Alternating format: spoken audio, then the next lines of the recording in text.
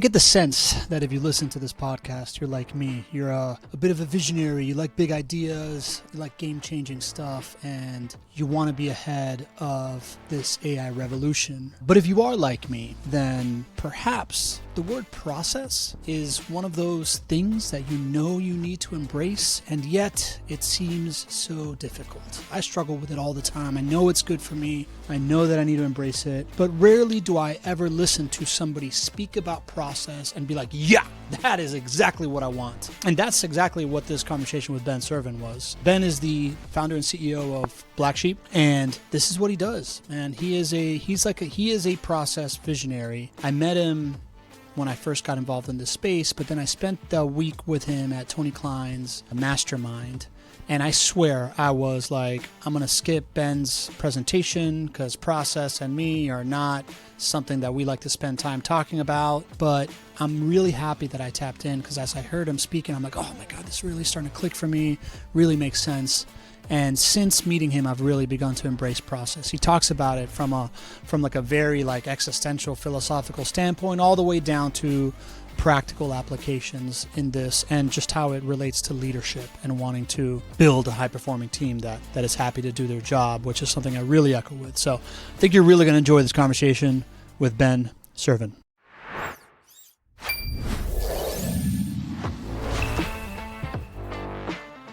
Welcome to the Property Management Frame Breakers podcast. I'm your host, Pablo Gonzalez, and I am here to introduce you to the folks in the property management space that have broken the frame of what you may believe was possible. This podcast is presented by Vendoroo. It is your all-in-one AI solution for resolving your maintenance needs. Let's go. Let's just go with why processes? Why does your brain love process so much? I feel like you're just like a savant in it. That's flattering, but I'll take it. All right. Why do I like process so much? Process does a lot of things. Process creates order out of chaos. And when I think about why we're here in the world, I think it's to create things and I think it's to bring order. Now, this is going in maybe a little philosophical, spiritual direction here, but I truly believe that's our purpose is to create order. I think that's why God created us, to create in his image, right? To bring beautiful things out of destruction, right? So when you look at someone who's a gardener, if you look at the bare plot of ground with nothing there, what do you have to do in order to plant? Well, you have to put out the seeds and you have to weed and you have to nurture and you have to water and all these things have to be true in order for there to be fruit. But it's a process. It's something that takes time. And so as I look at my place here in the world, I think it is to embrace this idea of the process is the way, right? Living in a way that is governed by, well, I should say is governed, right? In that there are walls and boundaries, but we have this glorious freedom within that. So yeah, there you go. It's kind of random, but I dig it, dude. I dig it. I don't mind playing in the philosophical, right? As I think of what civilization is, right? Civilization is our ability to move away from, like it or not, right? I would say there's a lot of the stuff that I don't like, but to move away from the natural order of things, which is kind of it's more chaotic. There's an ecosystem. It happens. Things happen for a reason, but to what human beings have been able to do is impose our own time into the celestial time and our own kind of order of, well, if I want to eat blueberries in February, I can, because I know how to create these kinds of systems yeah. that allow us to pierce beyond just living off of kind of our circadian rhythm and the rhythm of the seasons and the Yeah. different things. So it makes a lot of sense, man. Absolutely. Yeah. It's so interesting to think about the systems that have to exist in nature Yeah. to get us what we've got. It's crazy. Yeah. Even if you just think about your own body, the number of systems that work together in perfect unison on an instantaneous basis. It's you can't even think about that for half a second without your mind just totally exploding. So I think understanding that or trying to dig into that is the coolest thing possible. And when I look at the world, I just see systems everywhere. Didn't used to be this way. I think I was still a systems person. I just didn't really realize it. But now, and I don't know, maybe other people do this or I'm the weird one here, but like I drive down the highway through Houston and I see, oh, big building, dollar signs. I wonder how many millions of dollars went into the development of that business Yeah. 25 years ago. And who Yeah. is the guy who put all that together and what were the pieces? And then, you're still driving, so you're going to see it as you keep going. But to me, that's just how I think. I love it, dude. I love it. I love it. All right, cool. You got me jacked up for this. All right. Then then let's go back. Take me back to Tony Klein's mastermind. Like I Yeah. said, I am somebody that I was pretty close to just skipping your talk, right? Just because I'm so like blah process, right? I'm a Yeah. creative, right? I'm a visionary. Even though I know I need it, right? Like I definitely there is nobody I value more in my life than people that are integrators because I know that without it, I'm basically useless. And with Yeah. a great integrator, I have superpowers, right? That's what Brian represents for me. That being said, I ate the frog, I sat down in your presentation, and I was immediately hooked by your approach to processes. When you were putting together this presentation, what was the big idea that you wanted to kind of like help people understand and kind of just talk me through, like give me like a synopsis of that so we can get into it. Sure. So the big idea that I wanted to communicate is actually kind of what I already said in relation to how I look at the world. And it's simple. Process is king. If you don't have a process, it's never going to happen. You may be able to, by brute force or just general willpower, accomplish something, but it's going to be not accidental, Mm, but there's no consistency. I think this is a wonderful thing. Like you need that brute force in order for the world to go around, right? Someone has an idea, mhm. I'm going to do this thing and I'm going to make it happen, right? Yeah. And they do. Story of my life. And it's amazing, right? Yeah. It's such an Yeah. incredible thing. And I think we can all look at that really admiringly and say, wow, look at this person who did this incredible thing. What a story of accomplishment. But there's two things to keep in mind. Number one, none of that would have happened without that person being disciplined enough to force themselves to do that thing, Mhm, which discipline equals systems and processes, mhm, even if we don't acknowledge it. And then on the far side of that, that's only sustainable, right? We only continue the momentum mhm. if we build the systems and processes to keep it going. So That's I it. think we look at kind of that midpoint of like, holy cow, this is the glorious, amazing, whoa. But I think the really amazing thing is what keeps it going.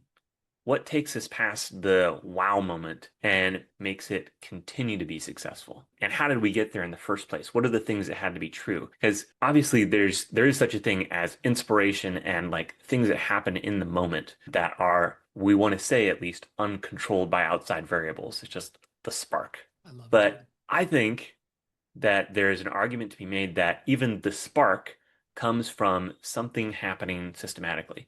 Like just an example, if you think, Mm, you're walking along, taking a walk outside, and you're like, holy cow, I have this amazing idea. I want to do this thing. Well, where does that come from? I would argue that that comes from exposure to other people, great systematic ideas, exposure to other people for me. books, Yep. right? All these systems that we incorporate into our life Mm. for great reasons. And then we take that spark of randomness and we're like, holy cow, random cool thing.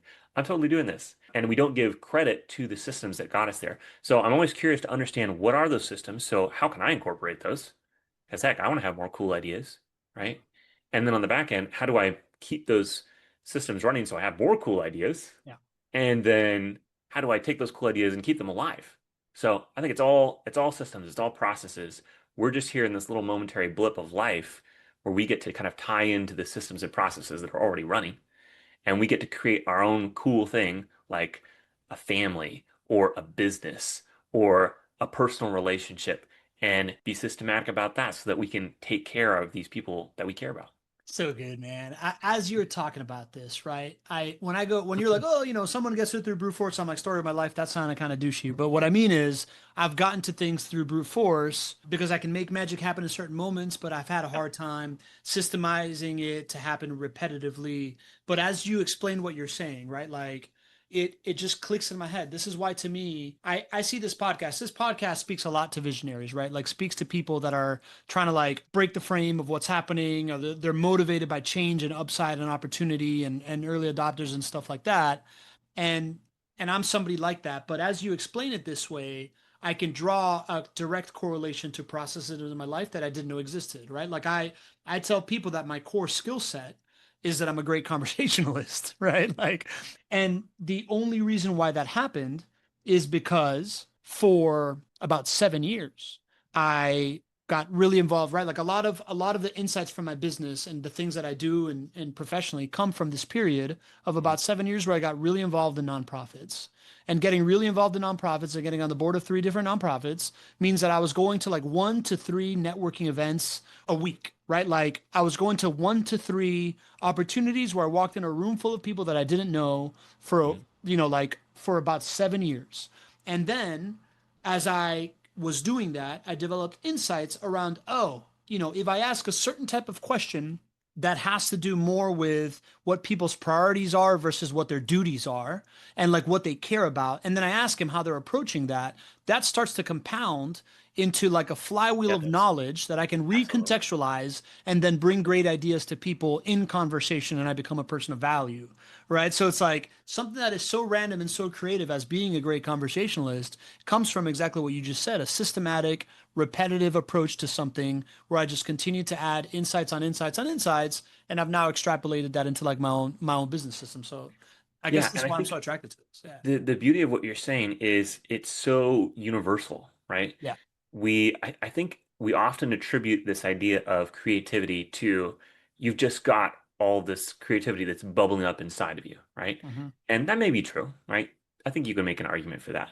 But I think more often than not, creativity sits on top of years of discipline, Mm. right? I look back at my own life, and similarly, although in a totally different vein, I spent 10 years working in customer service and sales in just, being on the phone, internet retail, taking the calls, taking the chats, sending the emails. And I went back and I just did some estimates one time. And I think at the one of the companies that I was at for about 7 years, I think I estimated I spoke with about 50,000 people over the course of the 7 years that I was there. And I did so with a particular format because God bless them, the guys at that company had already tapped into this idea that communication is also a systematic endeavor. And so they taught me and many others as, young kids in their early 20s, here's a systematic way to have a conversation. Here's a systematic way to do problem solving verbally, and then go and do that every single day for the rest of your life while you're here. And that's still the method that I use today. It's called the PSC method. And that is just incredibly powerful. But on the back of that, right, on the back of that discipline of learning, here's a way to communicate that maybe at the beginning feels really forced and unnatural, just like any skill, right? You try to do a push-up for the first time, it's not going to feel good, right? But Mm-hmm. after you do 1,000 push-ups over the course of a couple of weeks, it's going to feel a little bit more natural, right? And you're going to feel a little bit more creative because you've got a base level of skill. It's like, all right, Mm-hmm. let's do those diamonds. Let's try that one-handed. Okay, well, that was a fail. Then you keep going and you keep building up the tolerance. And I think the creativity comes on top of the discipline. Mm. I like that. So I feel like we just got through the section of this podcast titled Wish You Could Love Processes But Struggle with It, right? Which I think might be the title of this podcast, because that to me is the great value I got from your talk. Now, talk me through, I'm a property manager, right? Like your typical property management client that walks into you and has outcomes that they want to create systematically that they've created before, but they don't believe that they can build a process of it. Can you give me like what's a typical use case of something like that? And let's just talk through kind of like the mental scaffolding of going through it. So what's a very typical kind of like, dude, there's no way that I could build a process around this. Yeah. Okay. So I always start with, well, you learned it, Yeah. I right? want you to if share it you to our if friend you that's learned listening. it, why can't someone else learn it? Yeah. Right? Oh, okay. Because Got it. everyone else, yeah, no, I'm not talking to you specifically, right? I got I mean, confused. this guy in this conversation I'm having Yeah. is like, well, you learned it. What makes you so special? Right? Mm. And this doesn't mean to like to demean someone, but like, Hmm. why can't someone else learn this skill set? Right? Yeah. I'll give you a silly example. The other day, I was trying to take some things off my plate, Hmm. and I was like, dang it, I spend like an hour every month dealing with receipts. But I just didn't really want to give it up because it was an issue of trust. It wasn't an issue of skill, right? Taking receipts and, justifying them and all of that is not a hard thing to do. But Yeah. it was a trust issue more than a skill issue. And I had to decide to trust someone else to do that. So the same thing I think is often true with your average PM who's got that issue that Hmm. they feel like only they can handle. More often than not, it's a trust problem than Mm. a skill problem. Mm. right? Yes, we do have our unique abilities, and some people are better at some things than other people, right? Some Yeah. guys are really or some super sales oriented. Some people are super ops oriented. Some people love numbers. Some people love words, right? That's okay. Nothing wrong Yeah. with that. Hmm. But all of those things, in my opinion, are all skills, and skills can be acquired. So I'm talking to your average PM, right? How do I get past this? Well, first thing is you need to trust, right? You need to, number one, trust yourself that you can allow someone into this space of ultimately vulnerability, right? If you have a process that you feel like you can't give away, that's a pretty vulnerable thing, right? And once you have made that decision to trust someone else, then it comes down to quantifying, right? Or documentation. And this, I think, in many cases can be a little bit embarrassing. I think leadership is ultimately an exercise in vulnerability, right? Hmm. But when you're at this point of defining or quantifying the process, it's really simple. You just write it down. What are the things I have to do this thing? And then you have to give it away. And then this comes back to the trust, right? You have to trust someone else, provide some accountability, and then let it ride and see what happens. One of the things I appreciate about some of my previous places of employment is that they always encouraged me to experiment. The verbiage was experiment without fear of failure, right? Experiment just to try. Mm. And I would look at the conversations that I had with my clients as a test tube. We even had, and this is blinds.com was the company I used to work for, by the way. We even had enormous test tubes that were like 6 feet high, full of glass marbles. Yeah. And each of the marbles in the test tube represented a big experiment that we had made as a company. One that had either panned out or one that had not, right? We had different colors to represent. But we were encouraged to do that on a miniature scale as we interacted with our clients too.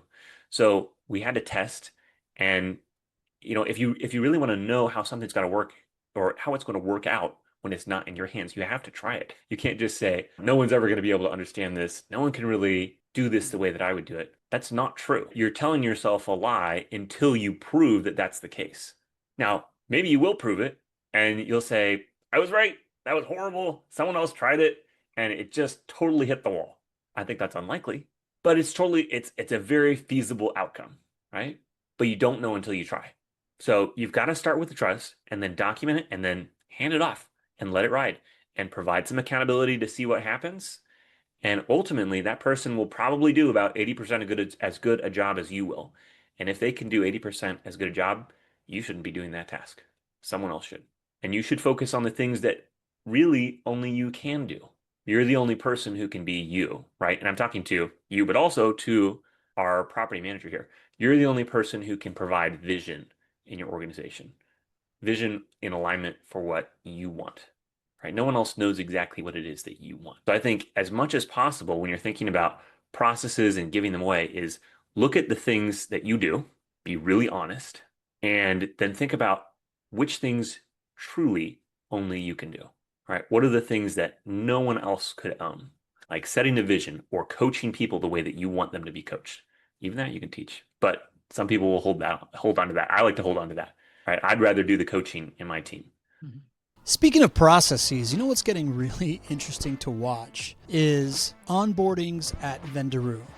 Nowadays, AI is so good at creating processes and refining processes that as our clients are onboarding at Vendoroo, often they're like, I'm not super happy with my processes. Maybe we should wait. We're like, what? Show me what you got. And then they'll go through their process and we'll record that conversation, including all the things that they want to improve. And a minute later, AI creates the actual process, can show them the workflow. And all of a sudden, you went from having this like process that you kind of like or maybe weren't happy with, but you had some things to change and boom, it's there. And then the powerful thing is when you upload that type of process into an agent like Vendoroo's Vencom agent or other agents, it's able to execute on that immediately. No human to human training is involved. It learns it does that from now on. And that means that if you start embracing agents like Vendoroo, not only can you just bring your process to the table and speak it into existence, but you can improve it by speaking it and just improve little pieces of it. And then immediately that is the way that your business runs. This is the transcendent nature of what AI is doing. This is what Vendoroo is doing for their clients. If you want to improve your maintenance processes, bring them to us. Let's take a look. Let's see if our AI can just help you improve it on the spot and implement it immediately. Go go to vendoroo.ai, book a demo. I love it, man. It's clear that you do this for a living because you like what you just said sees around such a major corner. This idea that it really starts with vulnerability and trust is kind of like it's at the core. It's like the Achilles heel of all of this stuff. It's that story inside of your head that says, I can't possibly hand this off because I can't trust somebody like I trust Yep. myself. Feels like an endemic, thing inside the property management space. So having the vulnerability to like go through this and be able to say, okay, cool, I'm gonna not only before I believe that you can make a process for me, I have to accept the idea that at some point I'm going to step away from doing this thing that I've been babysitting. And, there's a very high likelihood that when that happens, it's not going to come out exactly like I did it, but it's going to come out somewhere between not at all and close to how I did it.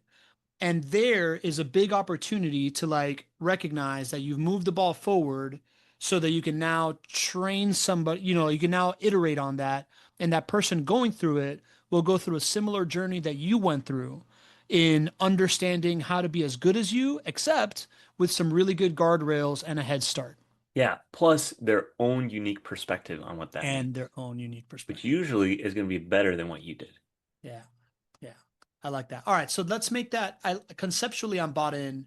Can we make that really real? Like, dude, I saw you at Tony's Mastermind. You're the guy taking the most calls. Like, I saw you just taking calls, talking people through processes. Like, your brain works this way. Can you just give me, like, without a name, maybe just like the last process you built for somebody? Talk me through kind of like when they got there, what it may have looked like, and then the process of implementing a process for it.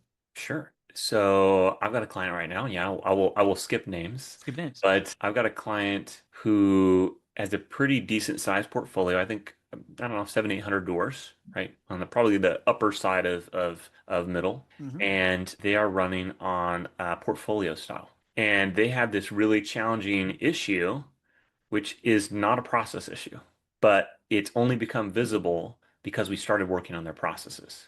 Mm-hmm. They've only been able to quantify it as a real issue because of the engagement that we've done with their team to start developing. I'll expound here.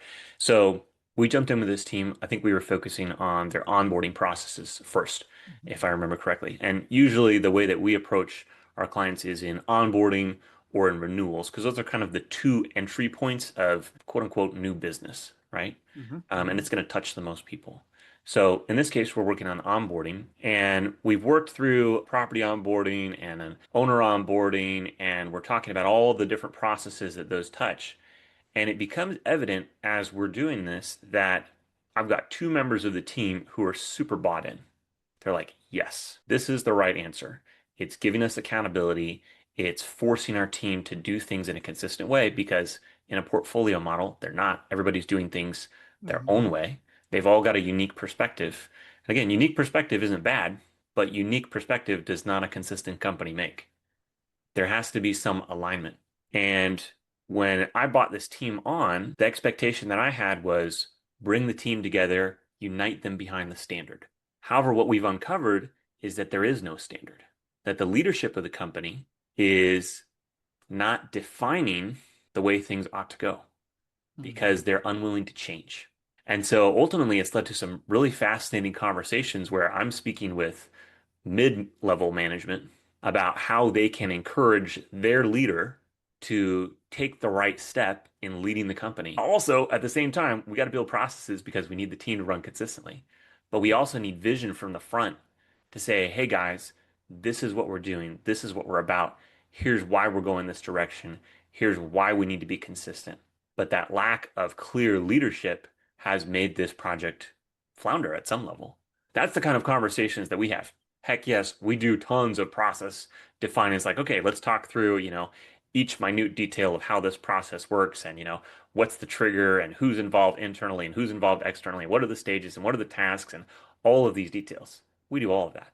But more often than not, the processes that we get into reveal much bigger discussion points where we talk about developing the business and developing the team. And what does it mean to be a leader? Because with process development, in my opinion, it's truly about leadership, right? Creating a process is giving your team a central point of knowledge on which they can rely. So you are being a leader by building a process. Mm. And when you're exercising that leadership muscle for the first time in a while, Mhm. or maybe in a more dedicated way than you have, it's going to show cracks, Yeah. right? And I hate to say it, but that's probably one of the hardest things in the space that we work is how many people crack. I don't mean that in a bad way, but like they discover a part of themselves where it's like, oh wow, I'm not measuring up in the way that I want. I'm not showing up the way that I thought I was. And this is true even in teams, right? Whether it's leadership in a company or individuals in the team, when you really embrace this idea of being process oriented, it quickly shows the people who are unwilling to change and who are ultimately kind of the loose cannons in the company. And sometimes that's the owners, which is pretty heartbreaking. But that's a not uncommon reality, right? Because kind of Yeah. tying back to what we said at the very beginning, the owners, that first person is usually the person who has the grit and the determination to make it happen, right? To establish things. They had that discipline at an early stage. They forced it to happen, and now they've got this new thing, which requires a different skill set. Yeah.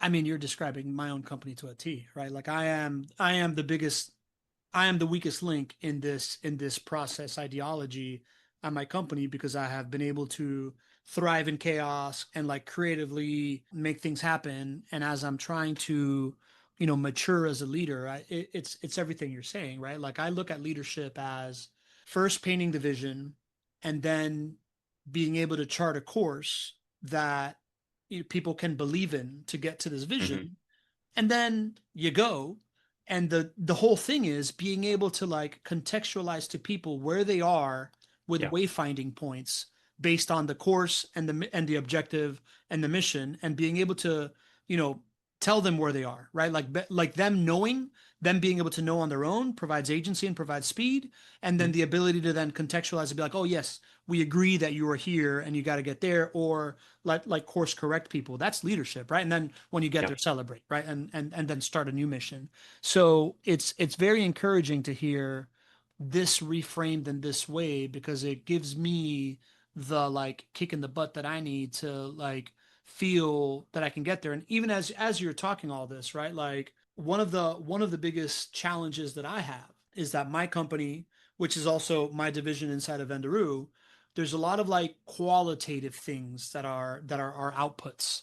But as you are telling me about this thing, as you're telling me about how you build processes, I'm like, oh, you know what? Yes, the newsletter, is it good or bad, is qualitative, but I know what a good story structure looks like. And Hmm. I know what kind of like I know how to judge something on whether or not it's persuasive on how clear the one central argument is. Yeah. So we can create these structures around, hey, does this have a context and a character and a conflict? Does it have a big idea? Do we bring it to resolution? What are, like, are we tying this from to of a story back to the podcast that we started it with in the words of the person saying it versus just like me saying something versus ChatGPT conjuring some kind of like idea out of thin air. And you're giving me like a really good framework of like how I can lead my team. And I would, I'm obviously being really selfish and getting free consulting here, but like if I'm thinking of the property manager that's listening to us right now, I'm thinking, okay, cool. If I've been really good at renewals because I'm just a good business developer and I'm a relationship builder, then I can create a process where my portfolio managers, it's like, hey, how often are you reaching out to people? Like how far ahead of, how Totally. how many times are you reaching out to people in ordinary times, right? Like not Mm. within 6 months of renewal, and providing them some form of value. Where is this value coming from that you are creating to build this relationship? How often are you measuring how happy they are and course correcting for them in some way? And that now gets us to the 6 month period before renewals. And then it's like, okay, once it comes to that, then what is the best way to convince them that they should stay in their home, right? Like, is it giving them comparisons of what moving out costs versus the rent increase that we're going to do? Is it giving them a market, like a market analysis of like, hey, you could move out and not take this rent increase, but you're going to pay the same for less, right? Like, Yep. like I'm now conceptualizing a process for renewals based on what you told me. Am I kind of like, is that how it goes? Oh yeah, it's 100% on track. Yeah. And I want to tag back to what you said just a minute ago about how you look at your own creative process. That's a Yeah. process, That's a process. Yeah. right? You write it down, you explain how to do it, and you can teach someone else how to do that 80% as well as you can. So Yep. this is how you get to the Mai Tais on the beach scenario, right? It really is like an exercise in humility to say someone else can do this as good as me. Mm-hmm. And ultimately, and this is again a little philosophical here, Mm-hmm. I think the people who really make it big are the ones who can be humble enough to give everything else away. And I struggle with that, man. Like Yeah. full transparency, everything we're talking about here, I'm It's preaching in the true. choir, y'all. Like this is me sharing my experience, Yeah. but also I am the weakest link in my business, Yeah. right?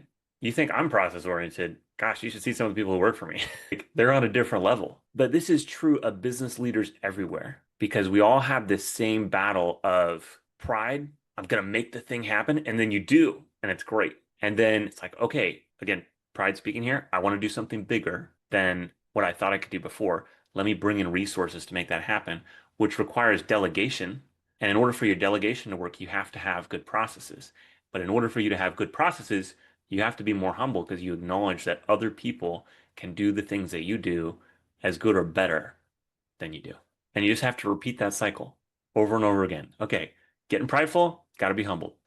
Bring in some more people, expand the reach. And like I said, I think this is why I love some of these guys who are out there right now in the social space. Oh, gosh, I'm gonna blank out on his name. There's a particular guy who I really like who does some content and he'll show up in just a random street, in a Ferrari or whatever, and fancy watch, and just like talk to the kids and whatnot and engage with them and let him get in his car. And he's just a really humble guy. And yeah, he's got all the bling, he's got all the cool things, but he can say this really isn't worth that much.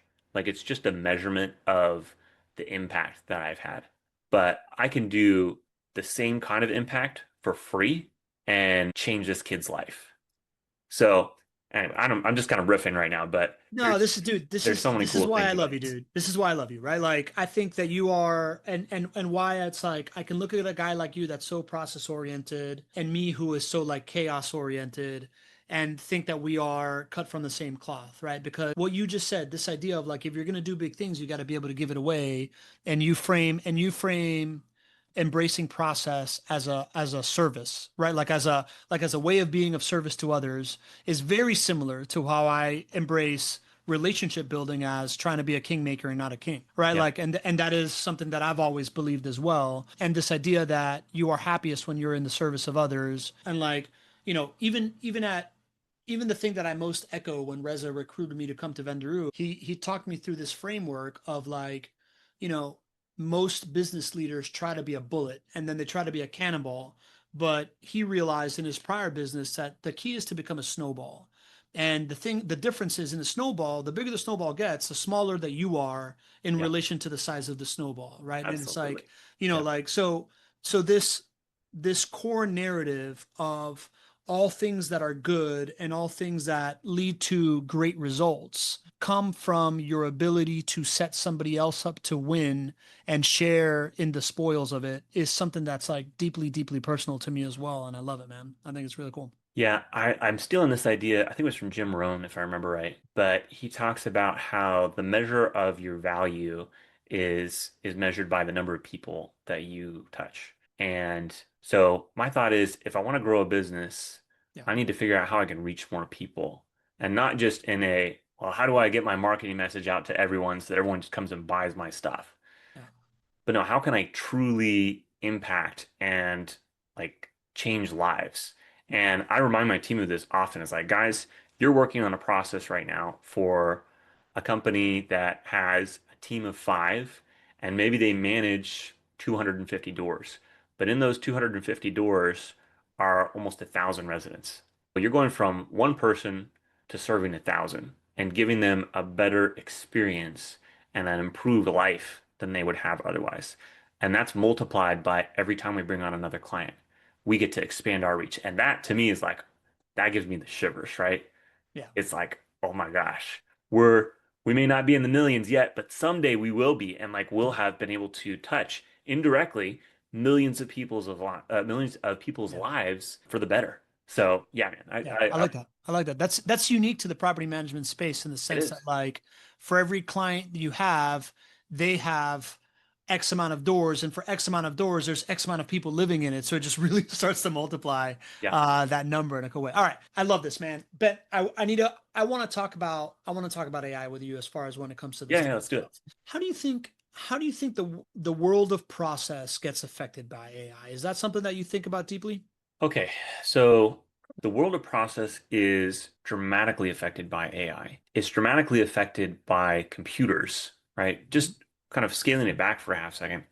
Anything related to this idea of computation, right, is dramatically affected by, just it's huge. I can't even really say it, right? When we think about applying technology, and I'm gonna go way back here. We'll get to AI, I promise. We go back to the invention of the wheel, right? The invention of the wheel 10x'd the ability for mankind to be efficient, right?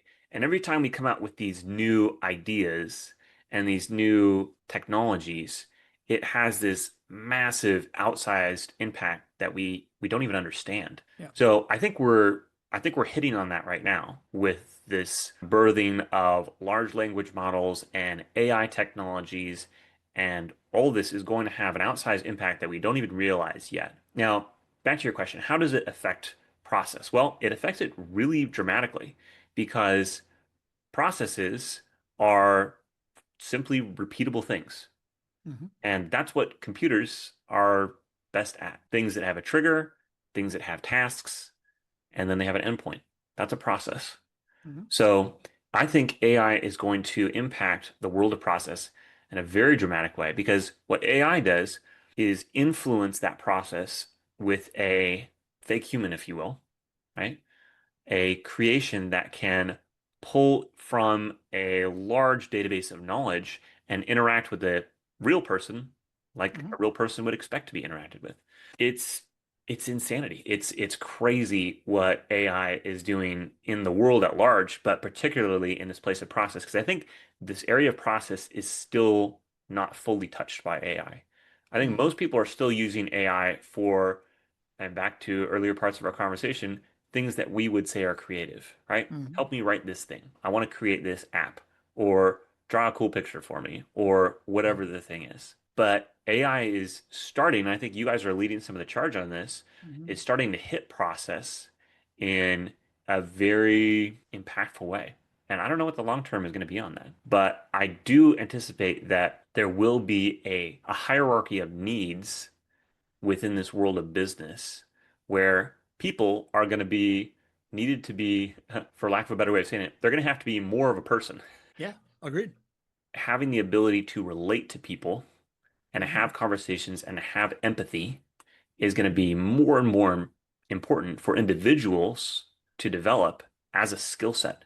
Not just as like, oh, I'm an empathetic person, but no, you'll actually have to tactically adapt to learn these skills to be human because the repeatable things, the things that so many of us have relied on as our sources of income or our day-to-day work, they're going to continue to move to the realm of technology and AI specifically that will be embedded in all these different technological platforms.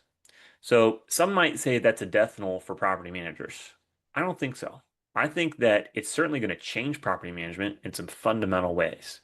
But on the back end of that, I think it's going to escalate the need for individuals who can, with wisdom and grace, have great relationships with other people and can help them wade through the world of more and more technology, right?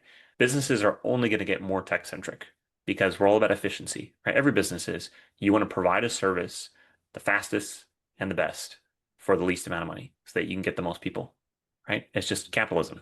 That's how it Mhm. works.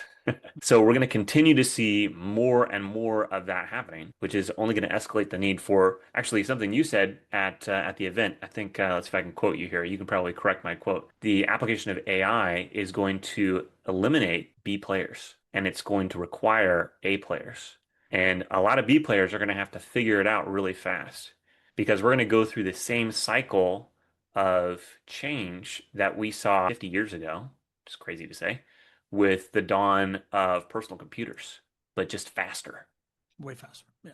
Okay. As you were telling me this, and then I contextualized it to our conversation, my head kind of went into like a three-layer kind of like steps of how I think it's going to affect processes, right? Like I agree with everything you said, and I think to dial it more in based on the things that I'm seeing being kind of like at the tip of the spear of this stuff. I think layer one, AI, generative AI specifically, can take mediocre processes and make them better, right? Like if AI can take if like it's not fully defined, at the end of the day, the AI thing is almost akin to the human brain being able to make these, like, we're all pattern recognition machines, right? Like that's what Mm. our brain is. That's what AI is as well. And I think if you take these like processes, put AI in it, now like if you didn't perfectly define the one and zero and like like the different options, AI can like play in a space that's a little bit more creative to like come up with like the outcome that it did, but still will require some oversight as well, right?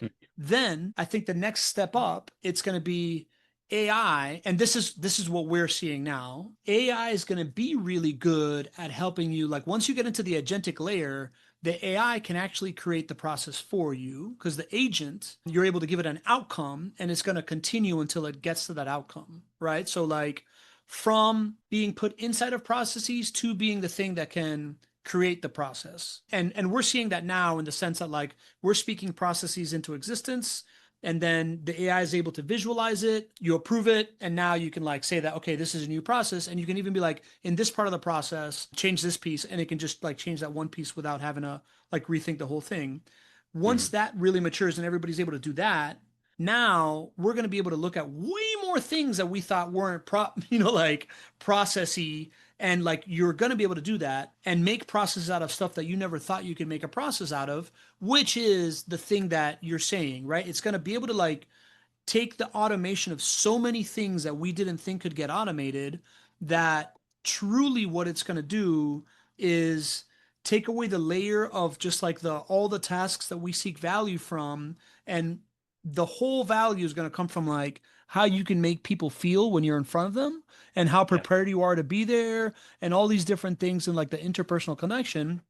And the end point is what you said, right? Like it's going to make us the most human companies ever, because all of the value is going to come from this like unique human insight that you have into people and like how you can make them feel, as opposed to like the little thing, like while the things are being done, as opposed to beating your chest about like I can do all these different things that you can't, kind of thing. Does that check out Yeah, for you? I could not agree more with that. What's running in my head while you were saying that is I think a lot of us tend to think of automation and AI and all of these different pieces of technology that are becoming more and more a part of our day-to-day life as something that's relegated to the zone of what am I looking for here?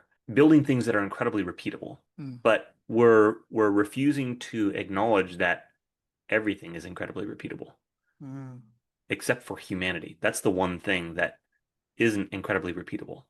yeah. So it really is. I think I mean the impact is just crazy. Oh my gosh!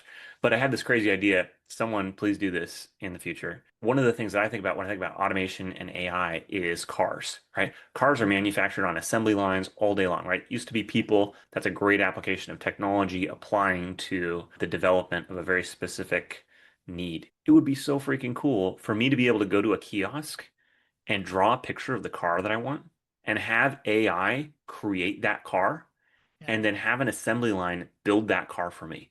Yeah. Like, how hard would that be? Not that hard, right? Yeah. There's so much that can be done here. And it's just, I think most people don't sit down to think about it because they don't want to. They don't want to recognize the true outcome. Back to that humility thing, right? Mm-hmm. We don't want to be humble and recognize that what we do today that we measure our value from Mm-hmm. is going to be a totally different equation in not that long. And so I think you really have to look at it and say, okay, this is the direction the world's going. Yes, it's going to look totally different than it does today, right? We talked about the how AI doubles every 6 months in terms of its ability to do and its complexity. So I do think it is an exercise in humility where you need to not even say get on the train, but recognize that it is happening and that it's happening whether you like it or not. And it's not going to slow down. So I think you can either say, all right, I'm a Luddite, I'm going to build a farm. And by the way, I would love to build a farm and, get off the grid and, just dig my toes into the ground and, grow my own food, which again, sounds amazing. Or I can recognize that these things are happening and lean into the need for more and more humanity in a Mm-hmm. world that's becoming far more tech-led. And it's about becoming more empathetic and more relational and knowing people and caring about people, but also saying most of what we do is a process. Most of it can be done by a system, whether it's doing the laundry or cooking your food or running your business or building a car from a sketch on a kiosk. All of those things can be automated. Now there is value because I give my wife every once in a while. I'm like, hey babe, we should hire someone to cook for us, right, or to do the laundry, and that would free up your time. And she always pushes back on that, and I can't always appreciate it because for me it's like, well, it's a problem. Let's apply some technology and a solution and just like make it Mm-hmm. a thing, right? But there is a value that we can ascribe to tasks that is, man, how do I say it? It's a love thing, right? Like Mm-hmm. when my wife sits down and makes a meal for Mm-hmm. my family, she's doing that because she loves me and she loves our children. True. And that's something that won't ever be captured. And yeah, I could hire someone out and they would probably do an amazing job. Mm-hmm. But there's an aspect of that that never can be replaced. So I don't know, man. I think there's so many cool things in this world of AI, but I think it really does come down to leaning more into our humanity, recognizing the tools and the processes that are happening, and getting on board and doing the thing. There's a couple of things that I think I'm going to repeat from that last little rant by you. One is the idea that it's not about getting on like whether you're going to get on the AI train. It's just recognizing that you're on the AI train and finding your place in that on the train, right? Like we're on it. And then I do love this idea of, it's true, man. At the end of the day, there's always going to be craftsmanship. There's always going to be like doing things for the love of doing things. People still ride horses, but it's just for different reasons. And you can't possibly tell me that somebody loves their like Shelby Mustang the way that you love a living, breathing animal, right? Like the relationship that you can have with a horse that can be scared of you or not. And, like the ongoing thing, right? Similar to the food cooking thing. I know that I get great joy in cooking, right? Like to me, I just the chopping things and making them symmetrical, like bring me just like extreme joy. It's one of the few places where I embrace process in my life. So I love it, man. I really appreciate this conversation, man. Before I let you go, anything else, man? Anything else that you kind of wanted to get off your chest or you've been noodling on? Oh man, nothing that's coming to mind at the moment. I mean, it's just a privilege to be here. I love talking about process. If anybody listens to this and wants to talk about process, I'll just talk to you about process, guys. It's just cool stuff. If you want to talk about property management, that's cool too. We are taking on clients right now. If you want this level of craziness and methodic review of the way your business is running, hit me up. We do consulting, we do implementation of a number of different softwares, and we've got space for a couple clients. So we'd love to bring some people in if we're the right fit for you. I love it, man. I'm pumped to release this because I really do think like this is the bullseye of the people that you can help the most, right? Like guys, people like me that are visionaries, are creative, are like thinking about what's next, can't be bothered with process. I think this conversation is like okay, I can get it now, man. I understand where the magic is and I can like attribute the same level of like creativity that I do to like seeing where the thing is going to the way that you approach process. And I think it's really, really awesome, man. Ben, dude, I'm really grateful for our relationship, man. I'm really grateful that we met when I first kind of started with Vendoroo, hopped on a call to try to help you think of like a speech framework. But the more I get to know you, the more I just find you as this like very soothing energy around me. I love the rate of speech and how deliberate you are on stuff. And more than anything, man, I'm glad we did this because I really like uncovering that we do see the world from this like similar lens of, service is what brings joy. The way that I say it, it's like sharing the stage with people is more valuable than being the star on the stage, whether it's process or content or whatever we're doing. We both have a kingmaker mentality, man, and I'm just grateful to have you in my life, bud. Thanks, dude. Same here. Yeah, it's been a good journey and looking forward to continuing it. Let's go.